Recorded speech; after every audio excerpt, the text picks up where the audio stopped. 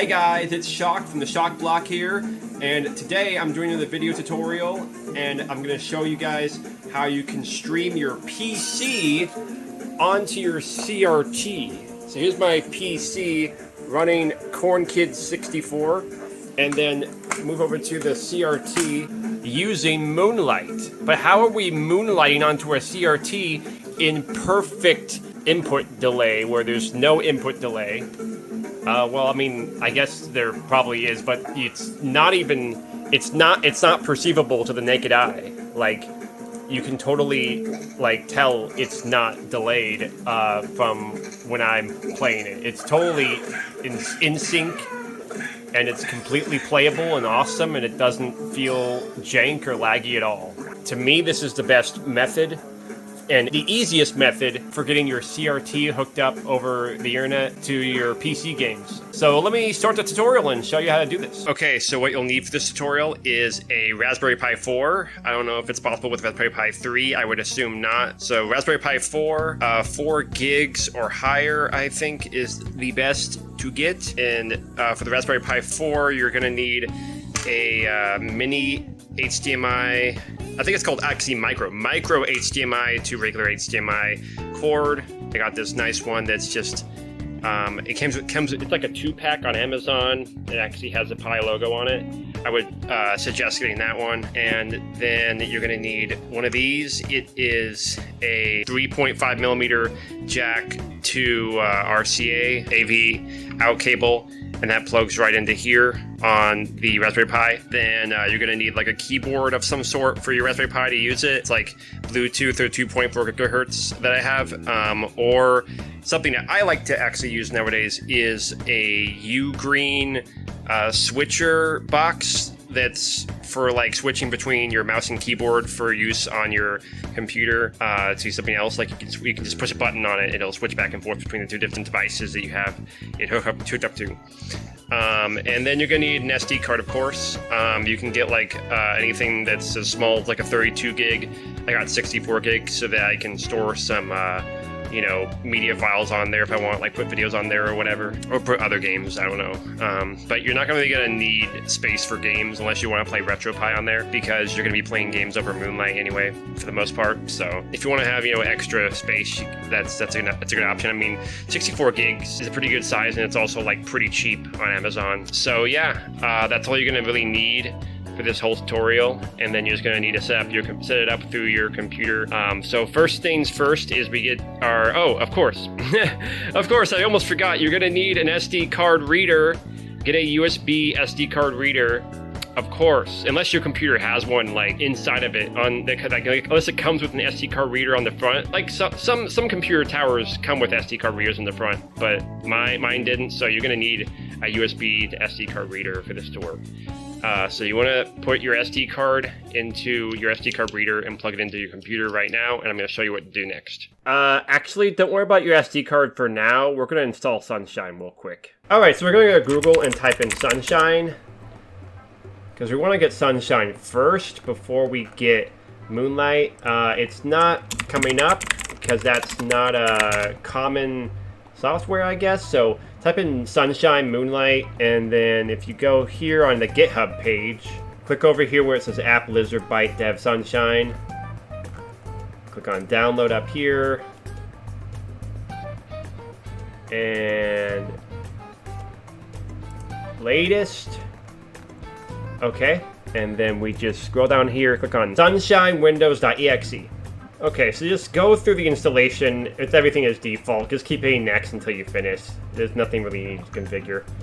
Okay, so you want to go up to your address bar and type in localhost 47990. Or you can alternatively go down to your taskbar and go to where the rain, this yellow rain is, and right-click it and click Open Sunshine. Yeah, okay. If it says this, just make sure you type in HTTPS, and it'll bring it up like it's supposed to. Alright, so now you're going to want to make up your own username and password for this. So just make it up for yourself. It can literally be whatever you want. and then just make sure you make it into a notepad file, like save it to a notepad file, or write it down on a piece of paper so that you can always have it for reference for later, so that you can always log in and be safe and good. Okay, so the first thing you want to do is insert your micro SD card into your computer, and then go down and click on your internet browser and go to Google and type in Raspberry Pi Imager, and then click on the first link that comes up, and then scroll down a little bit. You'll find the Raspberry Pi Imager download links, and just download it for, I guess you can download for Mac OS or Linux if you have either of those machines, but I'm going to download it for Windows because that's what I have. I have Windows. I have a Windows machine. And then just wait for it to finish downloading. It should be pretty quick. It's only 20 megabytes. And we'll just run the install setup and install it, but I don't need to do that because I already have it installed, so go ahead and install it for yourself if you don't already have it installed. Alright, so we're going to go down to the Start button on Windows, and mine, of course, is customized because that's just how I roll. And so we're going to type in Raspberry Pi Imager and click on it and say yes to run as administrator. Alright, so once you've got it opened up, you're going to click on Choose Device and Raspberry Pi 4, and then we're going to choose our OS that we're going to install onto it. And this is very important because we're not going to just use the average like 64-bit or 32-bit Debian bookworm or whatever the standard is called. We are actually going to use the Debian Bullseye. Make sure you are clicking on Debian Bullseye OS. That's the type we want, is the Bullseye one. Or at least that's what the guide that I am following recommends. And then we want to make sure we choose our SD card. And do not choose anything else except for your SD card, or else you will overwrite one of your very vital drives, and that would be bad. You don't want that. And you're going to click Next. Would you like to apply OS customization settings? I've never seen this message before. I guess you can do that now on the new version of this, which is pretty cool. And I guess you can change the password and username and everything. That's really cool. That's pretty nice. You can just do that on the fly and you don't have to do it later. But I'm not going to worry about that right now. We'll just enable SSH, which is the protocol for sharing stuff over the network. I'll just enable that just because that's good to have. Then we're going to hit save. Would you like to apply the OS customization settings? Yes. All existing data on SD card will be erased. So you want to continue? Yes. And then just wait patiently for it to write onto the SD card. Once it's done, it'll say that it's written to the SD card and everything's fine. And you'll want to just click continue. And you should hear an eject noise on your computer, so you can just take it out of your computer without having to do anything. Okay, so here we are on the home screen of the Raspberry Pi OS. We're going to go ahead and enable the Wi-Fi connection. So I'm going to click over here on the top right. Click here to set wireless LAN country.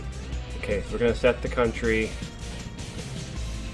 because it needs to establish where you are, I guess. United States, that's where I'm at. Click OK.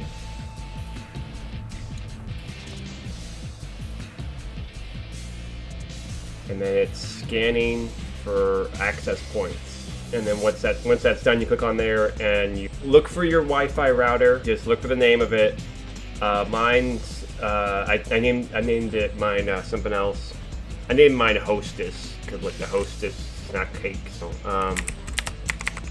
okay, so once you connect to the Wi-Fi, so I'm gonna open up the Chrome. We're gonna open up Chromium on the little internet globe looking icon. And we're going to go find the guide that I'm using so that we can get the commands, the terminal commands. Okay, so need to update the date and time. You see, this is why I don't understand why it didn't just do the configuration thing right off the bat when I opened it up. Because the last time I did this, it actually brought up the Pi configuration and said, hey, you want to set up all your stuff, you want to set up the location and the time and date, whatnot. That's what you need to do. So we're going to go ahead and do that. We don't need a password.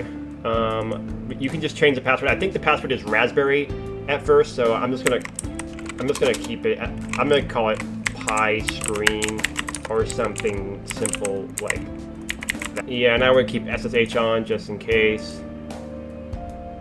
Set local. United Kingdom. Actually, United States. For me, it is anyway.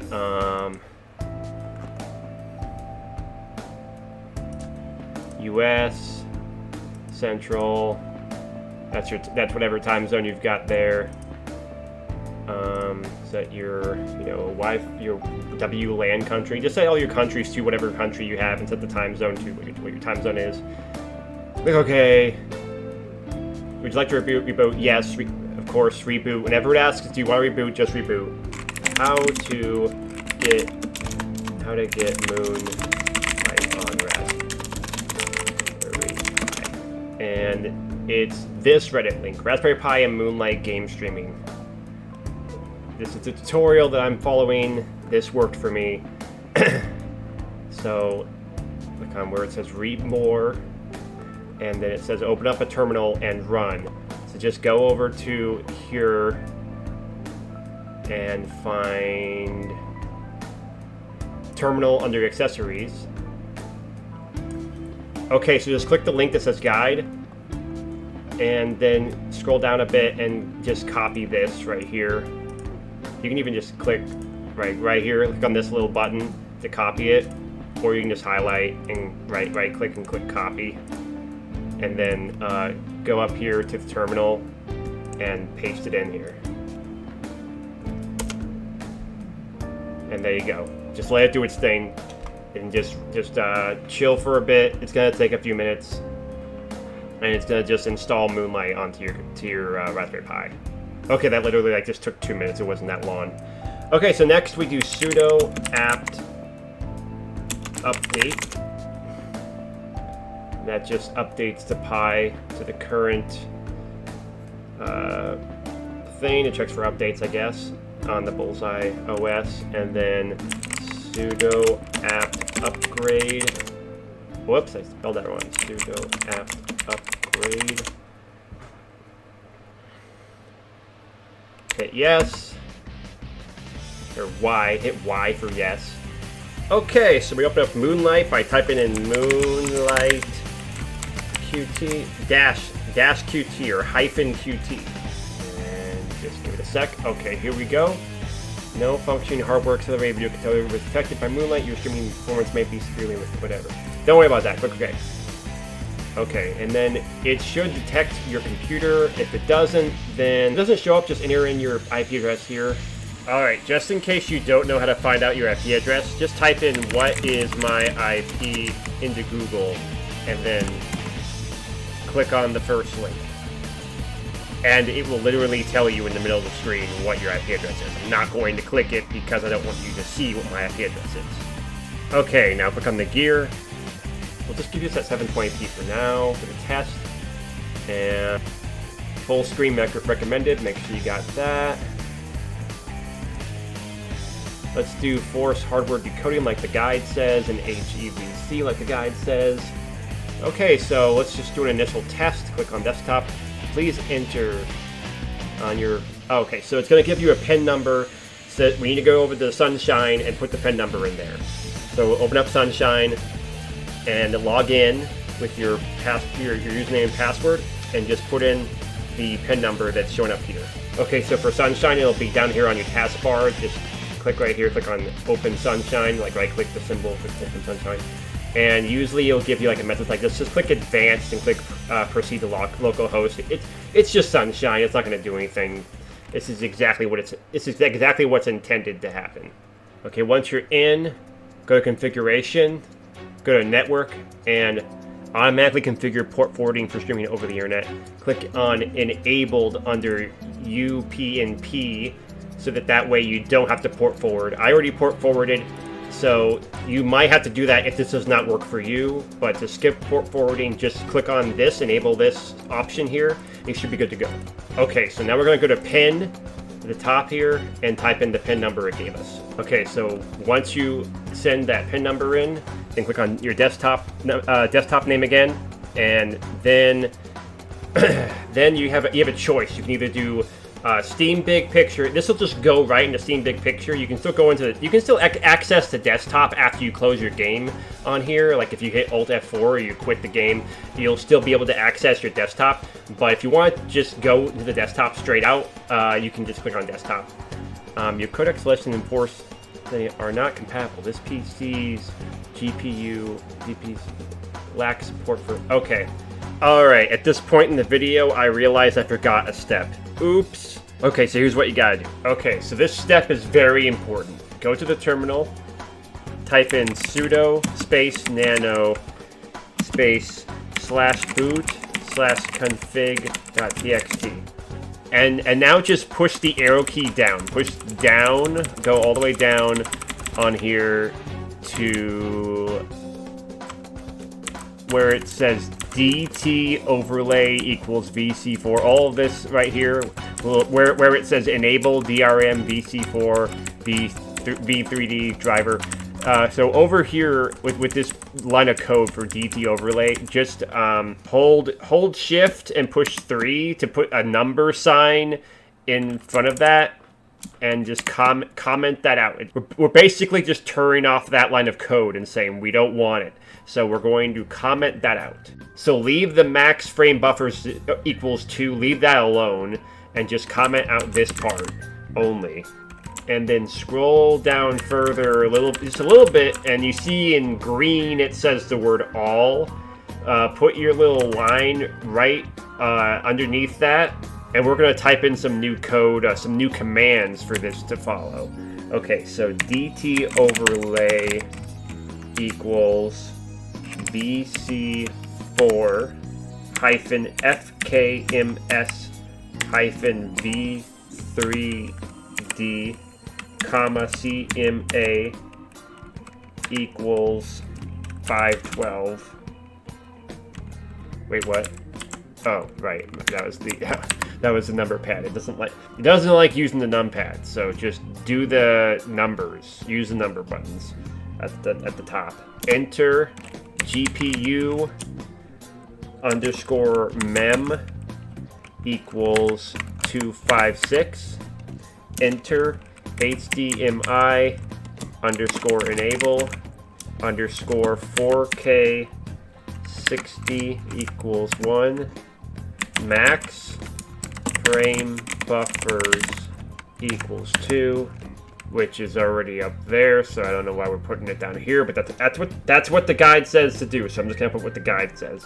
DT overlay equals RPIVID hyphen V4.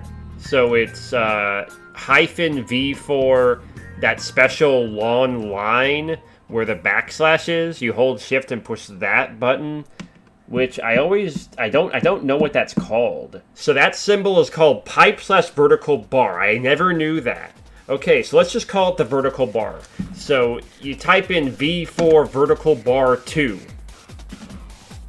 And that's the script, that's the code you gotta put in there for this to be set up to work properly. If you don't put this code in here, you're not going to get the best performance possible that is needed for the 1-to-1 latency on the Raspberry Pi for the CRT mode. Apparently you can get this working on console mode through HDMI from what I've tested, but not on CRT mode. On CRT mode it won't let you do hardware decoding or HEVC.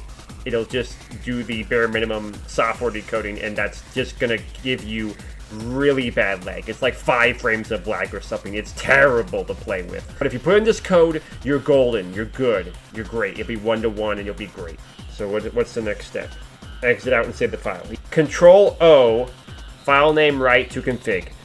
And then we're gonna say enter. Wrote 86 lines. That means that it saved the new lines of code that we put in to the config file. So now we can exit, Control X. That's how you edit the boot config file. So now we're going to, after editing that, we need to reboot the system in order for it to take effect. Okay, so now we're going to go to terminal, And we're going to type in sudo space rasb -config. Display options, composite, enable composite. Yes. Okay. Push right arrow, finish. Yes.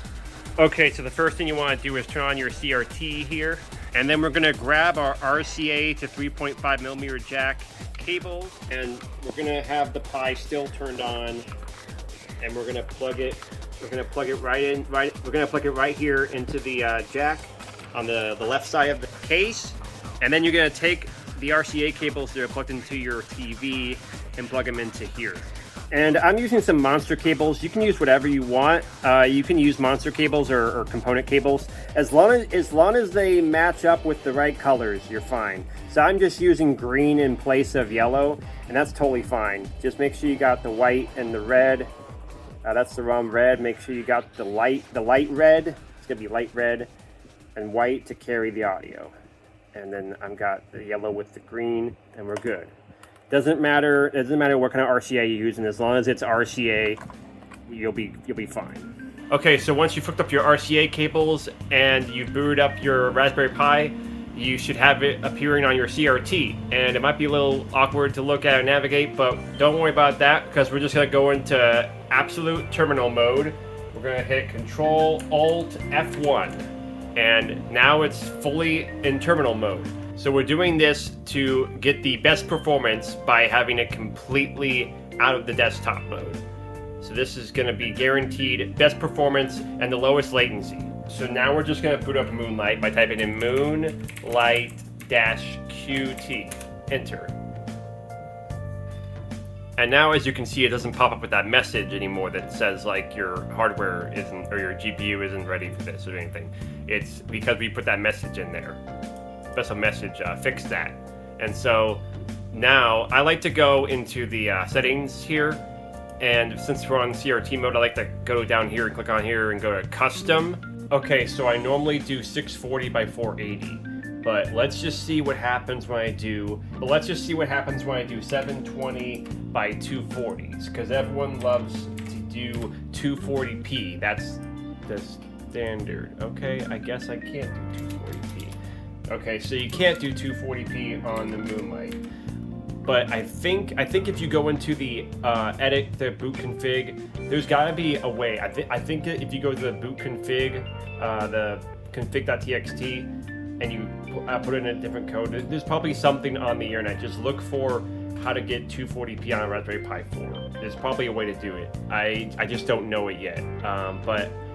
To me, it doesn't really bother me that much if it's in 480i. It's fine. It's fine. It looks fine. I don't really mind it. Just make sure you still have these settings: force hardware decoding and HEVC. And so the lowest we can go for right now to get the closest to 240p is 640 by 480. 640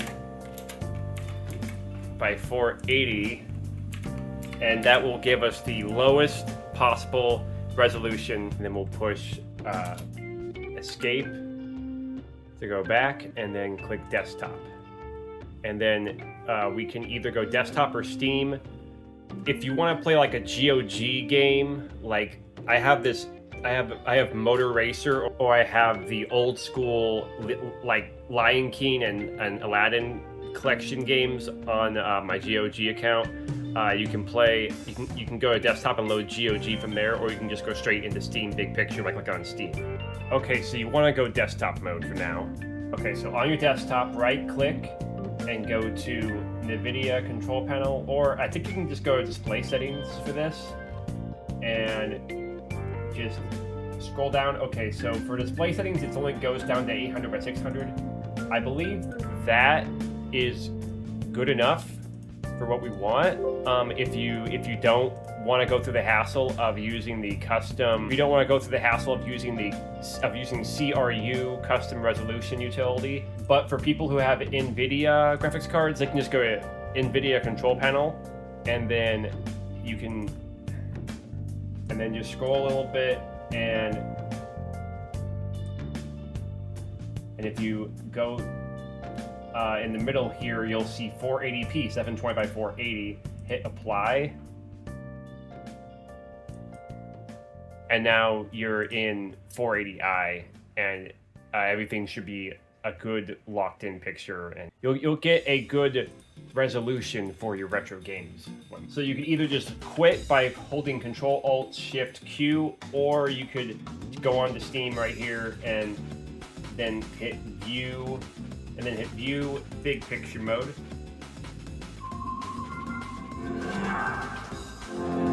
And that way you get a more streamlined experience. And so I have RetroArch here. It's added in as a non-Steam game. I just like it that way, so it's standalone. I know you can install it through the Steam store, but I don't really care to do that. And see, now that we have it set up as the resolution for 480 for both the rendering and the actual display of the computer, it matches around the screen. It doesn't have any there's no black bars at all. It just matches the screen resolution really well. So I'm just gonna go into my history and I'm gonna load up a game. So I just load up a game from my history bank on RetroArch. This is a ROM hack of Donkey Kong Country 2 where you fight. It's like it's just basically a boss rush. You fight all the bosses back to back. So as you can see, the controller is sending through the Raspberry Pi over to the computer just fine. It's a little awkward to do this in front of the camera, but I'm doing pretty good so far, actually. I actually hit him that time. Whoa, almost got me.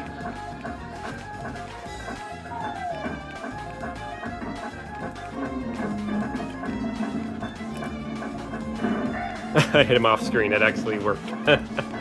I didn't mean to do that, but...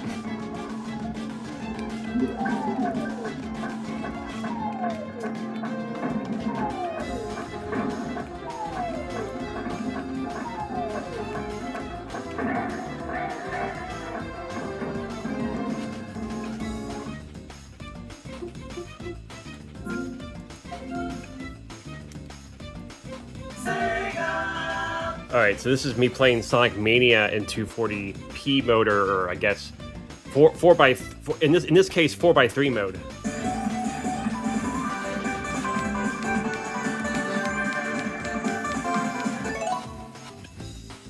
There's actually a whole video that explains how to do this, how to achieve this with Sonic Mania, and I can link it below in the description.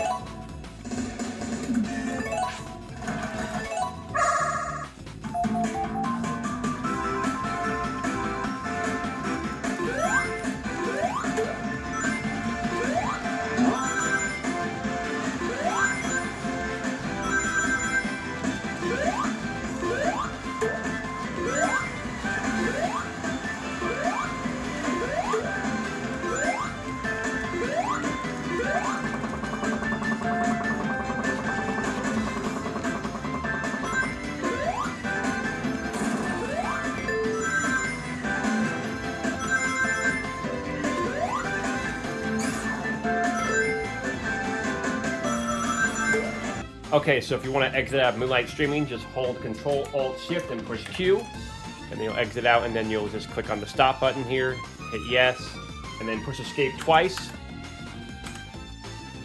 and then push Escape again, and hit yes. And then you can either exit by holding Control-Alt and then pushing the F7, and that'll exit out of terminal mode, so that you can then go up here to the top left of the screen, click off from the side of this globe button, and you can then easily go down to log out, and then you can properly shut down your Raspberry Pi. Or if you're on the terminal here and you can't see what you're typing, you can just push the up arrow key and then push enter, and it will recall the last command. So then you can relaunch in the Moonlight if you want to. So if you had this like sitting here on standby for a bit and you wanted to go back to it, you could do that. Alright, and there you go. That's how you can get Moonlight streaming over to your CRT TV from your PC with pretty much any game you could ever think of, and have one-to-one, barely even perceivable. I don't think it's even lag. There is no lag. To me, there is absolutely no lag. So, oh, okay, there was a little frame spike there, but that was just normal. That was normal. That was not me. So, anyways, I hope you all enjoyed this video. This has been Shock from the Shock Block, and I will catch you next time. Peace.